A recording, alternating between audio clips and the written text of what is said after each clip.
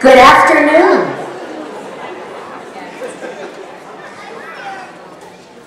I'm Margaret Tolmers, and I'm the president of the board of the Brookline Education Foundation.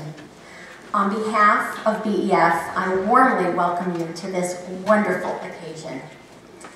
Today we honor an exceptional leader, Vicki C. Milstein, Early Education Program Principal, the recipient of our 2013 Robert I. Sperber Award for Administrative Leadership.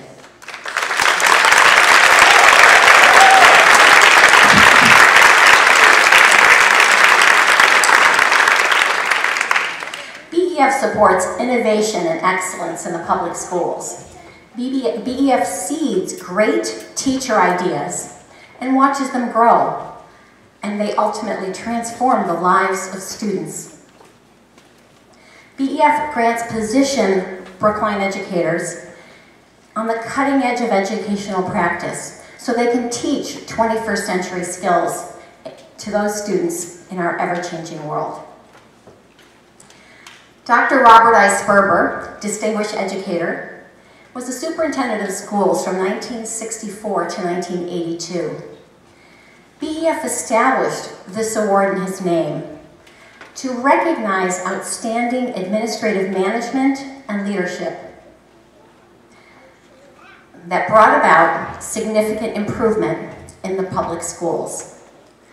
Every 5 years, Brookline Education Foundation reaches out into the community and asks for nominations. We convene a special committee of BEF board members, Brookline educators, and former Sperber Award winners, chaired by a board member. This was chaired by Kate Silva. The committee carefully and thoughtfully considers each nomination, reviewing many descriptive and inspiring letters from colleagues, parents, and former students.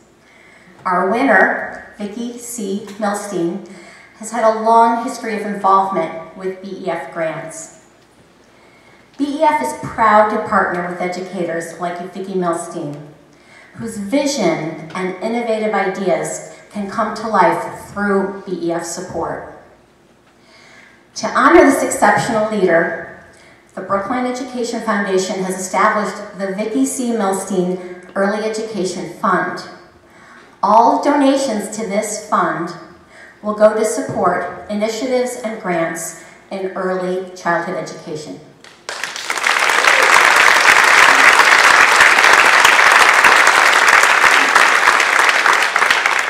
We can't think of a more fitting way to honor Vicki and her work than to ensure that terrific, innovative ideas of her colleagues have an opportunity to be supported so educators can grow as professionals and make a difference in the lives of children.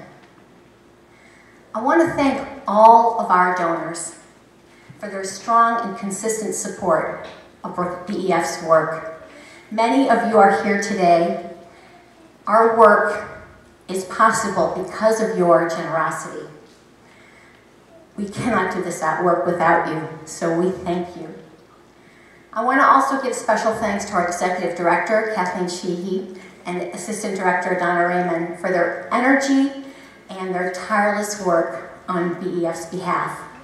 They, together with our energetic and dynamic planning committee, have prepared an incredible program. Enjoy.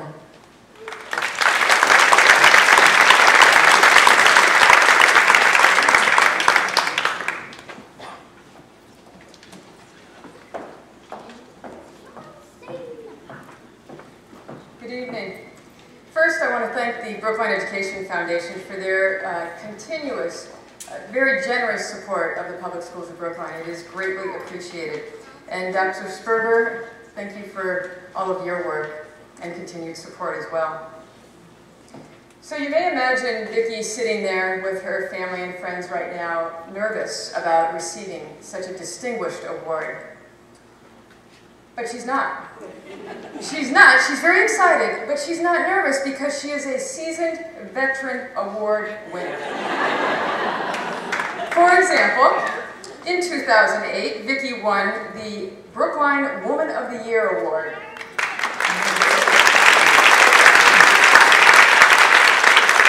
The Brookline Commission for Women tell us that even as a recent recipient, Vicki is nominated Woman of the Year, year after year after year. Vicki's last award was about her character, virtues, and values. It was about being a real mensch. In fact, that was the name of the award, the Mensch Award. Yes, Vicki is a woman of utmost integrity, but that's not what this award is about. The Robert I. Sperber Award is about leadership and its impact. Just look around Brookline and you see Vicki Milstein's impact everywhere. Brookline parents have a choice for early childhood education, and they continue to choose BEEP year after year after year. And BEEP keeps growing. As the public schools of Brookline keep growing, our K-12 system keeps growing and growing. The growth of The growth of early childhood programs means that Vicki's job has grown as well. She's met that challenge head on. In fact, Vicki may be one of the hardest working people I know. She is tirelessly visiting classrooms, finding classroom space, meeting with her staff, consulting with parents, attending open houses, running workshops, meeting with other principals, preparing budgets, the list goes on. Vicki's impact is beyond Brookline. She serves on the boards of Wheelock College and the League School of Greater Boston. She is a published author and a regular speaker for a long list of professional organizations. Vicki does this work because she is deeply committed to young children and society's future, believing that early childhood education has the potential to change the world. I'm not exaggerating when I say that Vicki is working to improve early childhood education in order to change the world. You might not know this, but Vicki, in a variety of different forms, has worked with people in this field in the following countries: Chile, Qatar, Israel, Taiwan, Singapore, Barbados, Italy, Greece, Japan, Ghana, and South Korea. That's just shy of a dozen countries around the world. Vicki's impact has been felt in Brookline, and it's been felt around the world. But then there's your child. There is nothing like Vicki talking to you as a parent about your child. She has a remarkable ability to deconstruct behaviors, to identify red flags of learning, to tell you a funny story about some wonderful assets of your child. I don't know how to measure that touch, but I can tell you firsthand that it brings joy, relief, and confidence, and excitement to parents knowing that their kids are in good hands. And tonight, Vicki, we are celebrating you and your work in Brookline. We are thanking you for your tireless work, your passion, and your vision, and your quest to make this world a better place. Congratulations.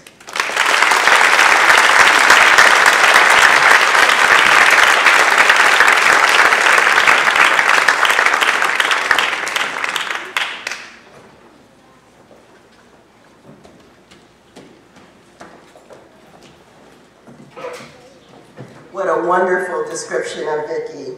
I'm Jackie Jenkins Scott, president of Wheelock College, and I am thrilled and honored to be here with you this evening as we celebrate the incredible leadership of Vicki. Vicki, as many of you know, is a Wheelock College grad, and her impact on our college has been with us from the moment she was at Wheelock, way, way back. I won't say exactly how long way, way back is, but it was a while ago, and she has been with us since then. Vicki serves on the college's board of corporators, where she is vice chair. But what I want you to know is that her impact is truly far beyond the walls of Brookline. And we couldn't have a better alum to spread our message of commitment to children and families, which is the mission of Wheelock College. She has not only consulted with our faculty and our administration and opened the doors of the Brookline school system to your schools, to so many visitors who come to our college from around the world. Vicki has taught at Mass Bay Community College on curriculum, literacy, numeracy, and inclusion. She has presented at state and national conferences on literacy, inclusion, and mathematics for young children. And she is the co-author of Integrating Mathematics into the Early Childhood Classroom. Vicki is very supportive of Wheelock students, not only your students, but all students at our college. And when they come here and they have the opportunity to be embraced and loved by Vicki, I can tell you that they leave as great teachers. Wheelock, as you know, is a strong and long-time partner of the Brookline Public Schools. And we are thrilled that we have this relationship with you, thrilled not only for our college, but for our students. Lucy Wheelock, the founder of Wheelock College, was probably one of the first and foremost leaders in early childhood education. She believed in the potential of the child to change the world, and the potential of the child to be all that it can be through early education. And I'd like to just share with you this quote from Lucy Wheelock, because Vicki, as I think about Vicki, she is the modern day incarnation of Lucy Wheelock. There is no one more committed to children, to early education, to high quality early education, no one with the enthusiasm and love of children that I could think of, no one more qualified and who exemplifies this than Vicki Milstein. So back in 1915, Lucy Wheelock spoke on teaching and social justice. And she said, the high privilege of the kindergartner is to be a part of a great profession, concentrated to the service of childhood and to social service in the community. That epitomizes Vicki Milstein, concentrated to the service of childhood and to social justice in the community. Vicki, we are proud of you, we love you, we are honored that you are part of the Wheelock community, and we are thrilled that you continue to have a place in the heart of so many of our students and our faculty. Congratulations, Vicki, and there is no one more deserving of this recognition than you.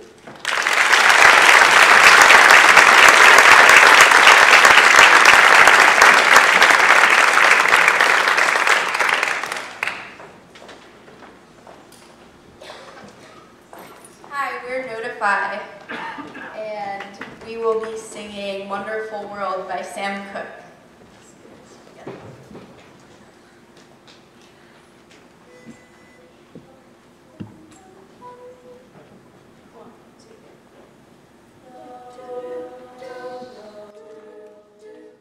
Don't know much about history, don't know much biology, don't know much about a science book, don't know much about the French I took, but I do know that I love you, and I know if there were more like you, what a wonderful world this could be. Don't know much about geography, don't know much trigonometry, don't know much about algebra, don't know what a slide rule is for, but I do know 1 and 1 is 2, and that if there could be more like you, what a wonderful world this could be. Now I don't claim to be an A student, but I'm trying to be, and maybe by being an A student, Vicki, I can make you proud of me. Don't know much about history, don't know much much biology. Don't know much about a science book. Don't know much about the French I took. But I do know that I love you. And I know if there were more like you, what a wonderful world this could be.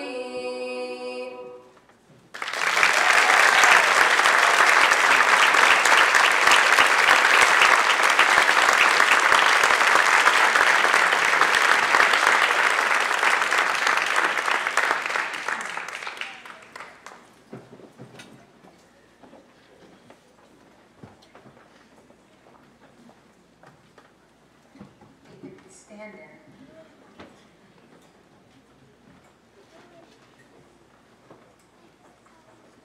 Hi, my name is Laura Trust. I'm a parent of previously beat children. Alan and I, my husband Alan and I, met Vicki more than 10 years ago. And in that time, she's become more than an educational resource and a professional collaborator. She's become a friend who has shared so much of my family's journey, and we are very fortunate to know her. But alas, this is a professional award, and thus I've chosen to read the letter that I wrote in March in honor and support of Vicki's nomination for this honor. I think it sums it all up very nicely. In 2002, we had just moved to town with our 2-year-old son, Sam. He didn't utter a sound, and with a file full of disheartening reports from a slew of experts, we arrived from early intervention services in Cambridge. We had no idea what BEEP was, or that he even qualified to attend. I received a call from Regina Watts one day explaining that our son would be evaluated for BEEP. We needed to come to their offices. Alan and I were the definition of first-time parents, and with a special needs child to boot, we were well outside our area of expertise. The meeting was in the Sperber building. The irony that many of the children that this office dealt with had disabilities was not lost on us as we were shown to a back, narrow, steep staircase leading to a loft. We were greeted by a group of kind faces, among them Vicki Milstein. Regina explained the system and how it worked and how our child would be evaluated. From that point forward, Vicki was our contact. She followed up with us after Sam's testing and advised that he would begin school as soon as he turned 3 in March. However, they had no space for him in the class that they wanted for him, and instead he would finish the year in Barry's class at Driscoll. We were thoroughly perplexed, but ultimately relieved that schooling was available for our child. We had no idea the impact that Vicki, or BEEP, would have on our son's life. Throughout the mystery of a special needs child and the labyrinth of tests, evaluations, and finally academic placement, Vicki was reassuring, maybe even a little amused, by our wariness of the BEEP system. Of course, immediately after Sam began in Barry's class, we were in love. Vicki was pleased, but reminded us that Sam's final placement was to be in the Child Study Center. She explained that the teacher there had specific experience with children with speech and language issues, and that it was going to be fine. But Alan and I were not convinced. We fought not to have Sam moved from Barry's class, and after a dozen conversations, Vicki finally promised that if we were unhappy with Ellen's class in September, she would work to get Sam moved back. I know now she made such a deal because she knew it would never come to be, and that it was simply what we needed to hear to move forward. Vicki made us feel like ours was the only child she was placing that year. She barely knew us. We had met just a few months earlier, and amazingly, she understood us perfectly. Not only our fears as first-time parents of an atypically developing child, but she had incredible insight into our need for transparency and our rather candid and linear personalities. She reacted flawlessly to that, and she secured the world around our child for us by explaining it in the way that we needed to hear it. No doubt she's done the same for countless other families whose personalities result in different receptive language. Changing the words so they're understood, but keeping the message the same. We will do right by your child. It is a truly incredible gift. The first meeting we had at Sperber was the last meeting we had at Sperber.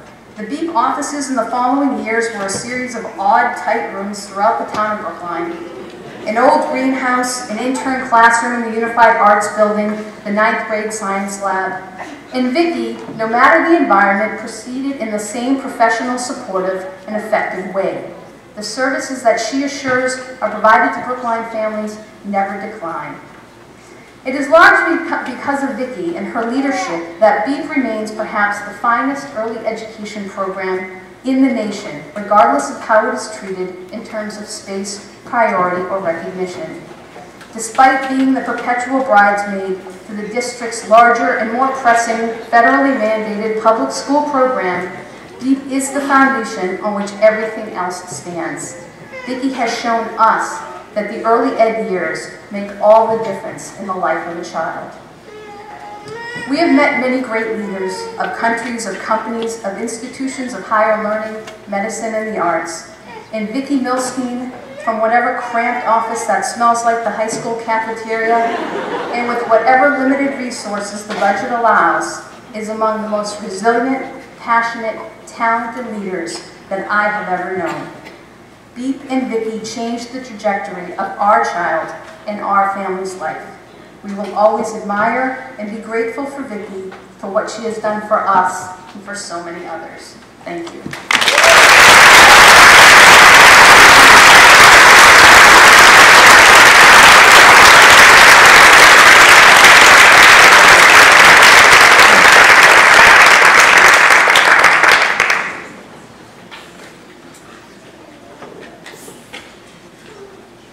Good evening.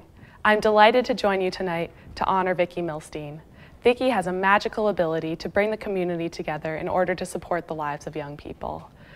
Through creativity and tenacity, she goes beyond the borders of Beep, ensuring that every young person has the opportunity to enter kindergarten at the same level. 3 years ago, Vicki and a number of other talented teachers worked with BATV on our first collaboration, the Bebop Sing-Along. The sing-along video was an opportunity to share musical resources with families in and outside of Beep. When I met Vicki shortly after this project, she started our conversation the way she often does. Now, stop me if I'm sounding crazy. And her idea was to create a TV show that provided literacy and math opportunities to low-income students, English language learners, and students who did not have the opportunity to go to preschool. And I said yes. 2 years and 2 seasons later, we have seen thousands of views on our online videos and have distributed over 1,500 free DVDs of our program, the Be Bear Book Club. I'm so lucky to share my time and this project with Vicki. Her joy and humor are constants, and her passion is contagious. Now, please enjoy some of my favorite moments working with Vicki, the Be Bear Book Club, and the Bebop Sing-Along. Aha! What do you think, Googly? I think I'm pretty good promo material. We're on TV. What camera? Ah, I'm looking at this. Okay, here we go again. Googly, you're so stunning with that antenna, though. Just makes me want to go out and get one. Here. Here. Because clearly you look stunning. Thank you. Is it possible that I look like I fainted? I have never met somebody with a purple eye before. 1, 2, 3, 4. Do you see my book? Ooh. Thank I you. love you. Thank you very much. Okay, there's a lot to this TV thing. Yeah, I think that feather gives it a jaunty air. This is the problem when you work with amateurs. Oh, we're going to start that again. Sure. You know why? Because that's not the title of the book. What can we do? I don't know. Listen up. I'm an amateur. Vicki on a balance beam. Aha! Aha! All right. See, everyone thinks The TV is easy. 10th take is a charm. There we go. Hi, friends. Welcome back to Be Bear Book Club.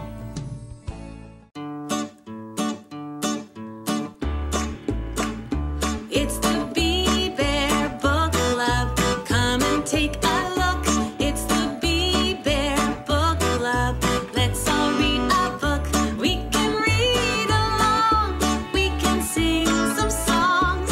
We can learn and play today. It's the Be Bear Book Club. Let's all have some fun. It's the Be Bear Book Club. Welcome everyone.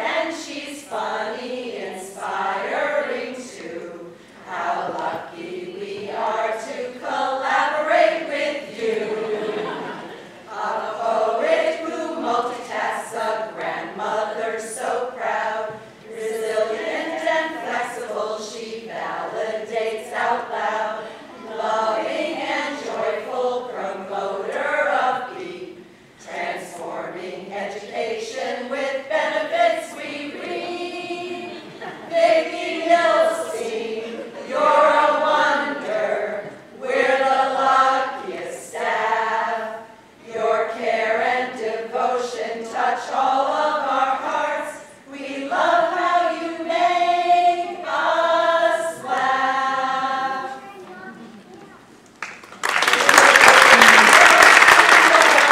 Only Vicki. Do you know her? There's no one who compares. Visionary of the schools, always playing by the rules. Brookline schools, Brookline schools, by the rules, by the rules. Oh, Vicki Milstein, how do we say thank you for your hard work and for your support? Meetings every single day, letting your inimitable way. Vicki's humor, every day, every day. Oh, Vicki Milstein, you are so deserving of the Sperber Award that brings us here tonight. You inspire all of us, now we're here to make a fuss. Children love you, families love you, children love you, we all love you.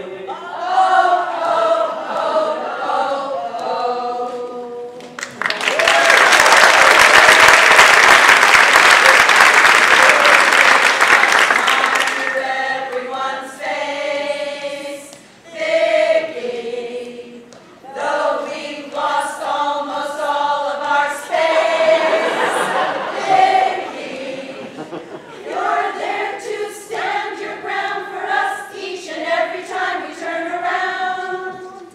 You've made our spaces beautiful with each and every treasure that you found. We're here tonight to celebrate you, Vicki, and all the wondrous things that you do. Vicki, you care for every child and family here in Brookline and beyond. We know you're always here for us. You jump and clap and cheer for us. You are so very dear to us, Vicki.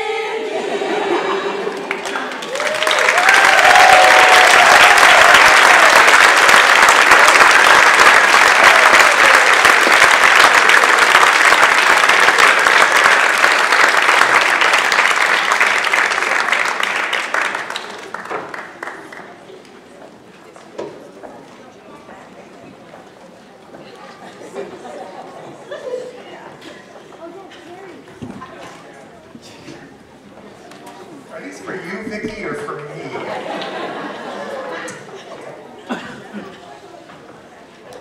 I have to follow that.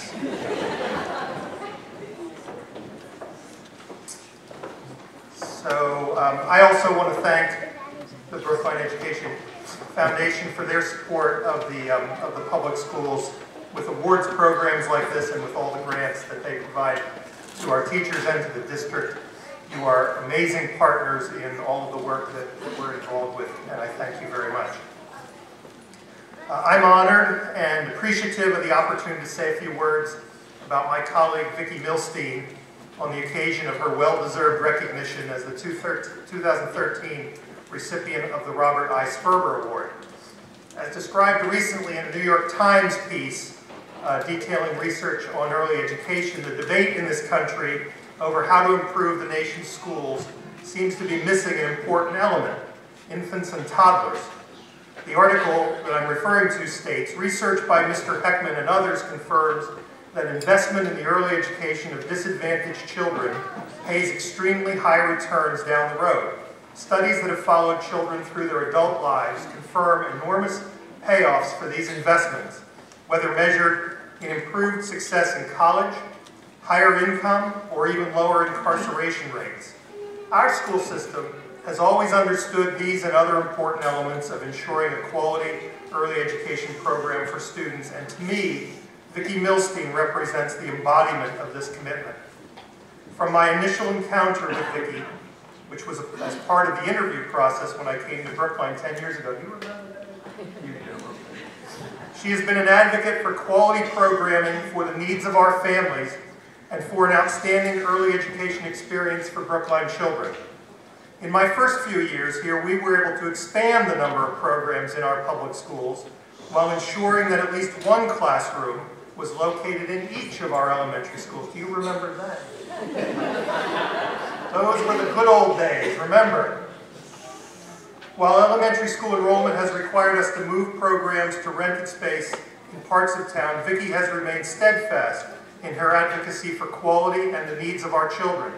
She is an outstanding partner in this important work, an amazing school and program leader, and an important voice for early education at both the state and national level, as you've heard here. In my view, the fact that we have such an outstanding early education program is attributable to the work of Vicki Milstein.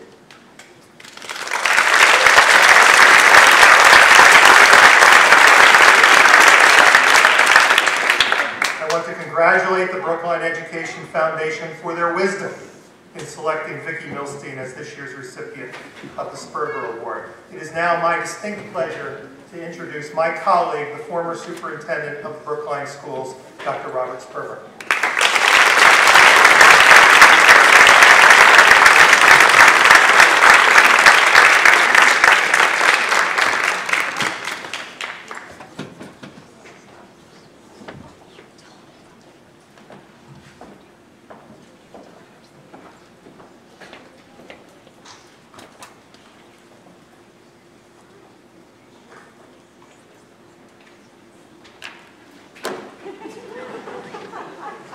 I don't need that. It's a happy occasion. Each time I present a leadership award, I spend time with the award winner in order to get to know them better. Since the inception of the award by the Brookline Education Foundation in 1998, I've met with Bill Grady, Barbara Shea, and Bob Weintraub. The interviews provide helpful insights into what makes a person a leader in their field. When you interview Vicki Milstein, you get more than background information. You become exposed to an educator with an encyclopedic knowledge of her field that pours out of her at a very rapid rate. You learn of the pride she feels in working in the Brookline Public Schools, the awe she feels that Brookline would recognize an early childhood educator, and the sense of exhilaration as she talks about her work. We talked about why she was attracted to Brookline in 1998, leaving a successful career as an instructor and supervisor at Wheelock College. She made the change because she felt Brookline had developed its early childhood program based on a search for answers to important questions such as, why do we spend 30% more on secondary education when Benjamin Bloom and others have proven the importance of the first years of life? Why do we wait until kindergarten to help children with learning difficulties when we could have interceded at an earlier age? How can schools work with parents to help their children become successful learners? Searching for the answers to those and other questions impelled me to assemble a team of early childhood scholars, including Terry Brazelton, Julius Richmond, and Bud White, and to secure $5 million in grants from the Carnegie Foundation and the Robert Wood Johnson Foundation that launched the Brookline Early Education Project in the mid-1970s. And then we went out and recruited 285 mothers in utero and followed those children all the way till today. It was BEEP that provided the foundation upon which Vicki Milstein has built an outstanding and nationally recognized system of early childhood education.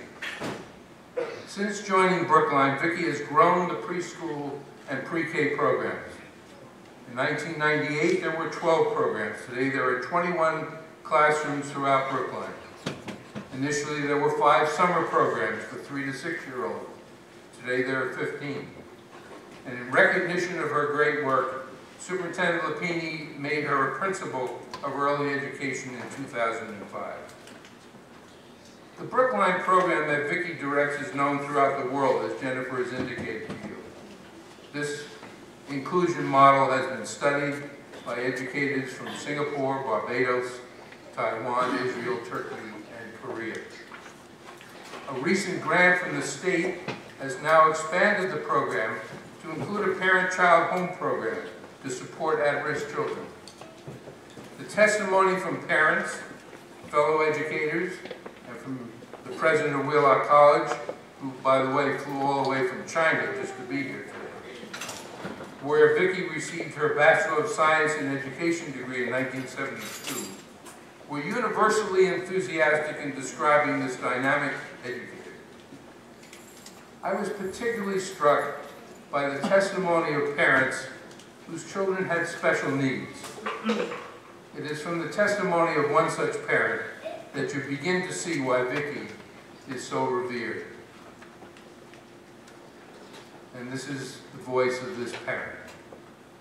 I first met Vicki 6 years ago when my daughter was entering BEAP with a complicated diagnosis involving a speech-language disorder.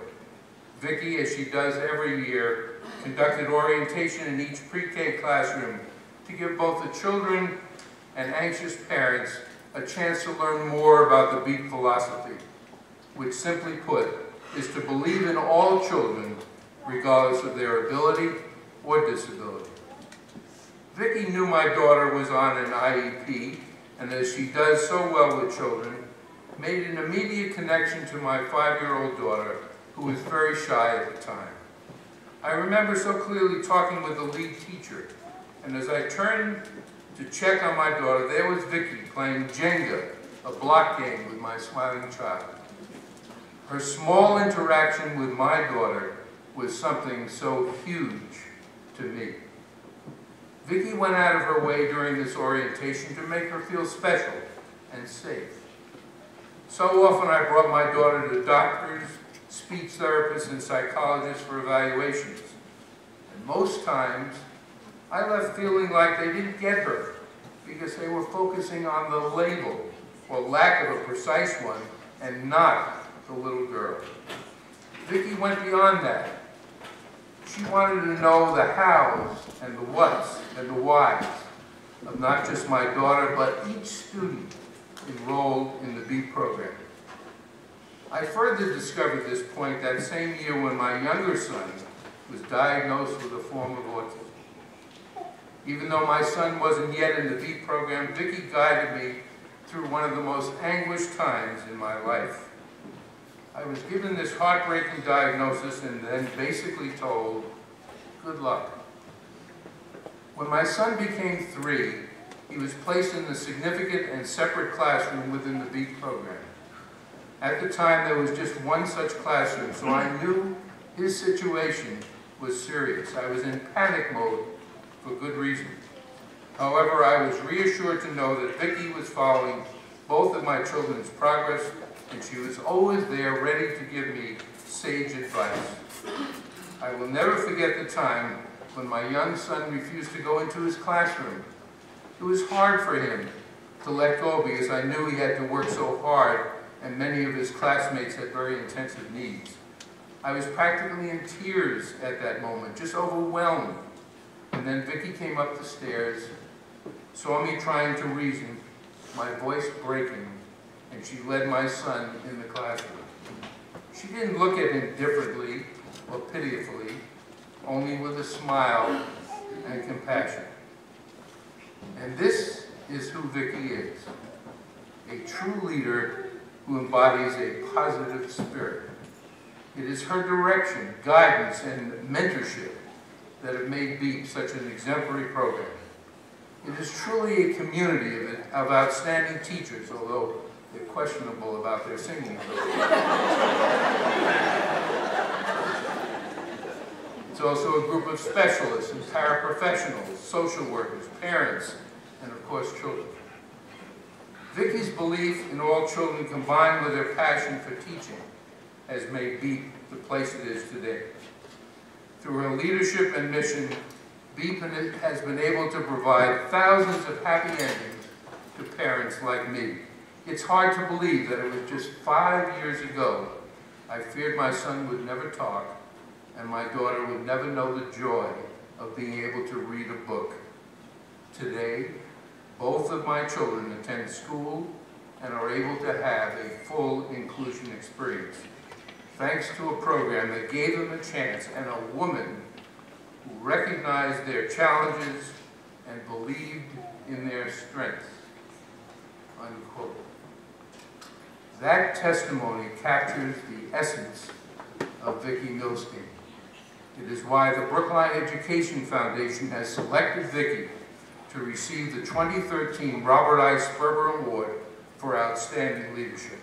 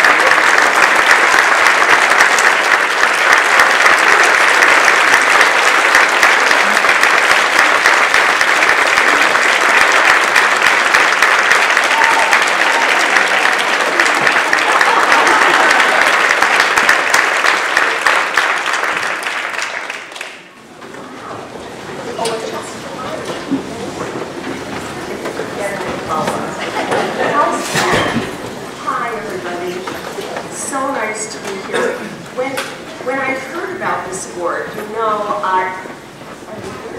okay, just a moment. Thank you. I'm doing a visual here. When Dr. Lupini came in to tell me this important news, he was very official. He came in with his suit, and he looked earnest, and he said he needed to say something. And I was sitting in a meeting with colleagues, and so I stood, because I would always stand, do I not?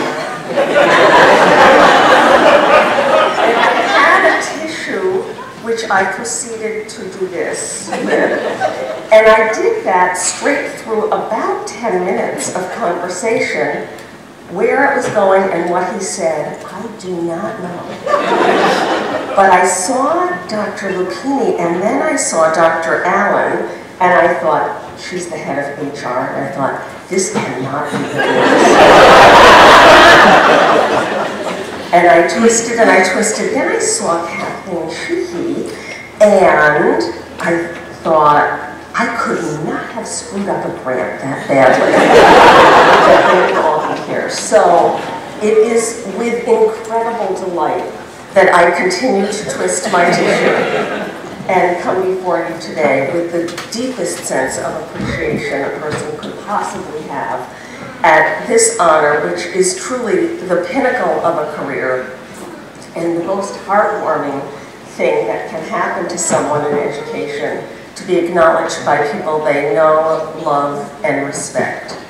And I want to start by saying thank you to the Brookline Education Foundation, to Dr. Sperber for his wisdom in researching BEEP, to Dr. Lupini for his commitment to carrying that mission forward, to the parents who have entrusted their children with us, to the teachers who rise to ever greater heights in trying to meet the needs of a complex and diverse group of young children.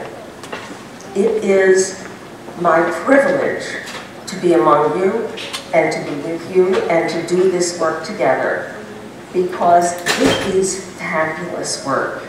And I know that because I am the person who returned to the scene of the crime. I am here to report that I was the most anxious child going to kindergarten. My mother can attest to that. I was peeled off of my parents one finger at a time. I tried to escape from kindergarten. I hid behind chairs so I would not have to go to kindergarten. And I never changed my mind I was quite convinced that that was true. It must be the worst place in the world. Who would ever think I would return to that? And yet, here I am. I don't know whether I'll go between the water and the tissues more often. Why come back to early childhood? One of my children, in fact, thought that, of course, early childhood educators would be paid less than second grade teachers. I won't mention names, but we took care of that misconception. But there is something about the wonder and the delight that children take as young children that cannot be replicated anyplace else. I'm going to play with this for most of you. And that happens because we don't have layers to peel away to find the core of who they are. At their very core, they are full of wonder and delight, and they let you get to know them. And that is a rare privilege. We are there when they say amazing things to us, like, Superman's friends never die. Or they comment on a friend's outfit just this week by saying, "That is beautiful. It's fashionable and winsome." We have a very sophisticated group of children in Brookline. I look at this picture always with delight because my friend Maya, on entering Ellen's classroom for the first time, said, "I've been waiting my whole life to come here." How could you not want to teach in that kind of an environment? They let you in and you are there as they try to make sense of the world, as they try on new roles, as they experiment with new kinds of knowledge. And our teachers are always, always there at the ready to help expand that understanding, to help refine their thinking, and to assist them in exploring things that are confusing to them.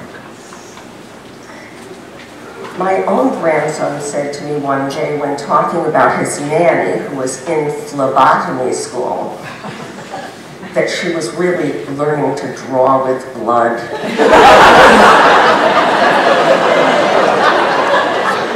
Clever boy.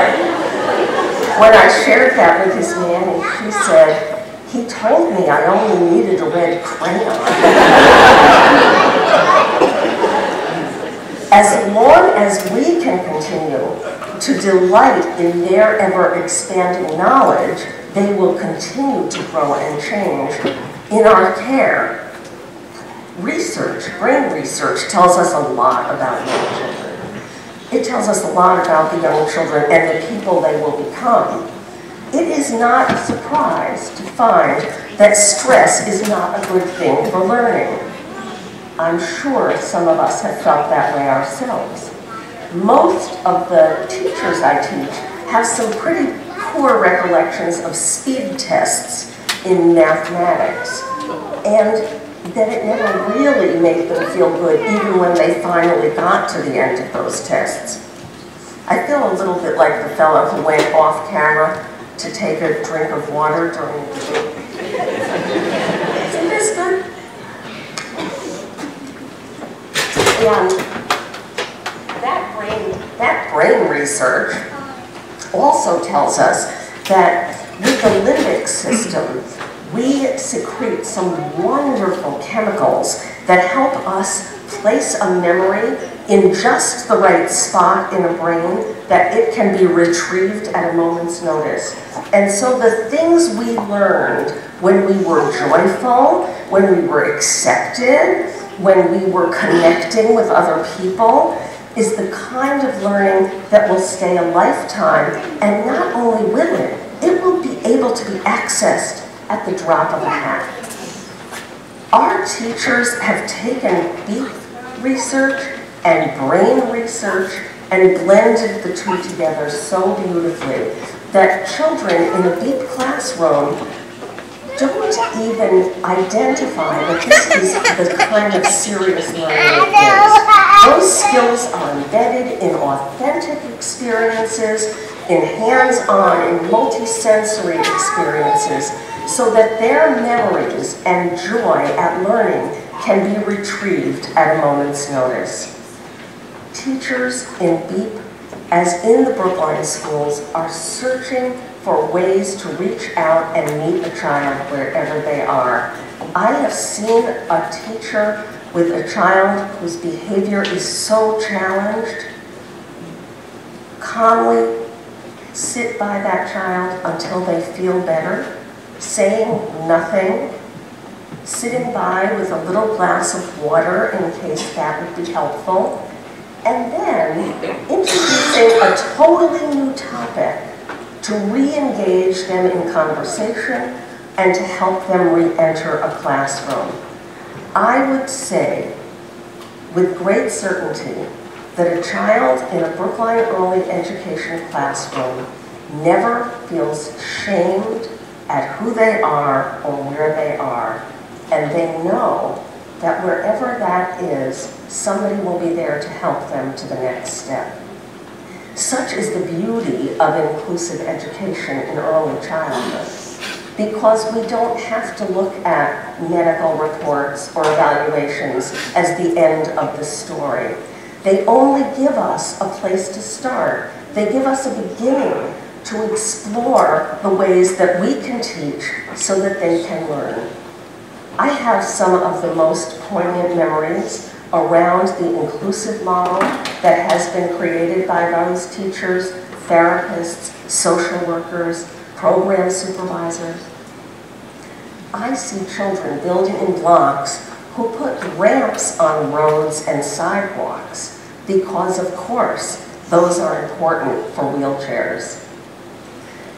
I heard a story by a former pre-K teacher who told me that a little girl kept bringing one of the students who could not walk plants to water every day. And every day she brought in more plants because it was important to water the plants. And when they found out what that was all about, she thought because in the secret garden, the child could walk after he went to the garden and took care of the plants, that it was just a matter of watering a few plants till this friend would be walking. One time I was in a classroom of one of those wonderful singers you saw, and I sat watching as she was pulling name cards to see where a child would want to go during choice time. And all of the children were riveted on the teacher. And sitting in the circle was a little girl who had 2-arm crutches, and the crutches were right by each of her side, right behind her.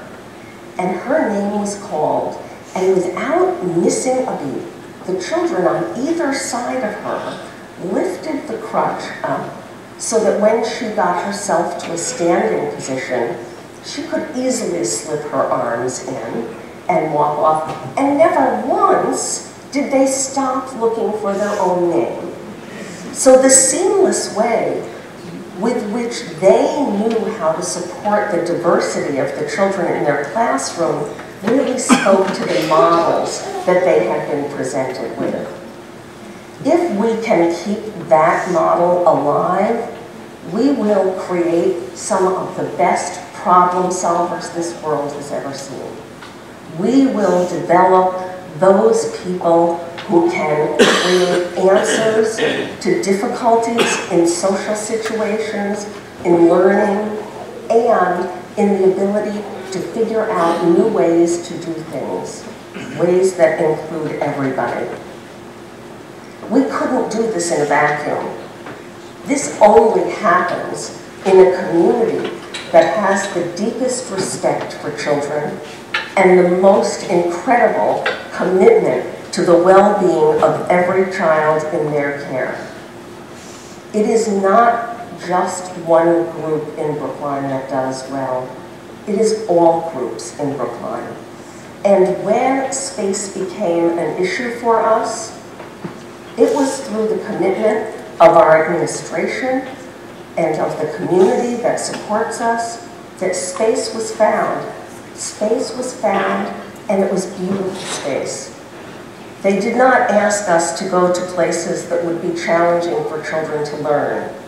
They presented us with options that were beautiful learning environments where children could thrive. Not every school system would be this courageous, and it is an unbelievable privilege to work with and for the people who care for all of their children, for young children, for complex children, for children who will be great members of society and will make Brookline proud for so many years to come. I thank my family for coming to share this with me. I have almost made it through without needing to pull out more tissues. I thank the Brookline early educators who did the most awesome singing job I had ever seen. You know, one of my worries about this award was, and I said to Kathleen, you know, when the principal, the headmaster of the high school wins an award, they can bring theater people and glee clubs, and you know, we have young children, we're not going to put them up on the stage to perform. But look at how creative they were.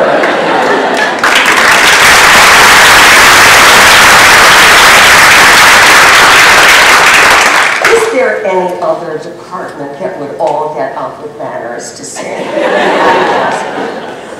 And I will remember each and every person who has been here tonight, because it is through your support that we can be the best that we are capable of being. And we can share that with you. Thank you, Brookline. Thank you, family. Thank you, friends, colleagues, and administration.